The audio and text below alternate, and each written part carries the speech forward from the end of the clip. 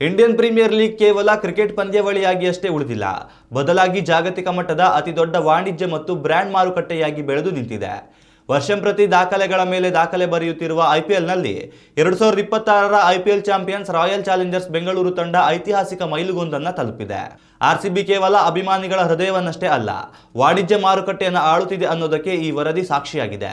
ಖ್ಯಾತ ಆರ್ಥಿಕ ಸಲಹಾ ಸಂಸ್ಥೆ ಹೌಲಿಹಾನ್ ಲೋಕಿ ಇತ್ತೀಚೆಗೆ ಬಿಡುಗಡೆ ಮಾಡಿರುವ ಐಪಿಎಲ್ ಬ್ರ್ಯಾಂಡ್ ಮೌಲ್ಯಮಾಪನ ವರದಿಯ ಪ್ರಕಾರ ಆರ್ಸಿಬಿ ಫ್ರಾಂಚೈಸಿ ಬರೋಬ್ಬರಿ $300 ಮಿಲಿಯನ್ ಬ್ರ್ಯಾಂಡ್ ಮೌಲ್ಯವನ್ನು ದಾಟಿದ ಐಪಿಎಲ್ನ ಮೊದಲ ಕ್ರಿಕೆಟ್ ಫ್ರಾಂಚೈಸಿ ಎಂಬ ಹೆಗ್ಗಳಿಕೆಗೆ ಪಾತ್ರವಾಗಿದೆ.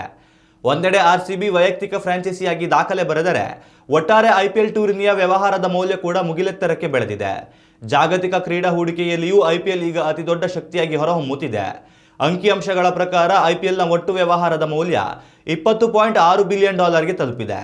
2025ರ ಸಾಲಿನ ಮೌಲ್ಯಮಾಪನಕ್ಕೆ ಹೋಲಿಸಿದರೆ 11.4ರಷ್ಟು ಹೆಚ್ಚಳವಾಗಿದೆ.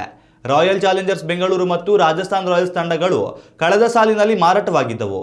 ಇದೇ ಕಾರಣದಿಂದಲೇ ಐಪಿಎಲ್ನ ಒಟ್ಟು ಮೌಲ್ಯ ಹೆಚ್ಚಳವಾಗಿದೆ.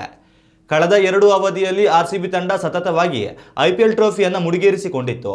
ವಿರಾಟ್ ಕೊಹ್ಲಿಯಂಥ ಕ್ರಿಕೆಟ್ ದಿಗ್ಗಜರು ಪ್ರತಿನಿಧಿಸುತ್ತಿರುವಂತಹ ರಾಯಲ್ ಚಾಲೆಂಜರ್ಸ್ ಬೆಂಗಳೂರು ತಂಡ ಇದೀಗ ಸಾಲು ಟ್ರೋಫಿಯ ಜೊತೆಗೆ ಬ್ರ್ಯಾಂಡ್ ಮೌಲ್ಯವನ್ನು ಹೆಚ್ಚಿಸಿಕೊಂಡಿದೆ. ಮುಂದಿನ ಬಾರಿ ಕನ್ನಡಿಗರ ತಂಡವಾಗಿ ಆರ್ಸಿಬಿ ಬದಲಾಗಲಿದೆ ಅನ್ನೋ ಮಾತುಗಳು ಕೇಳಿ ಬರುತ್ತಿವೆ.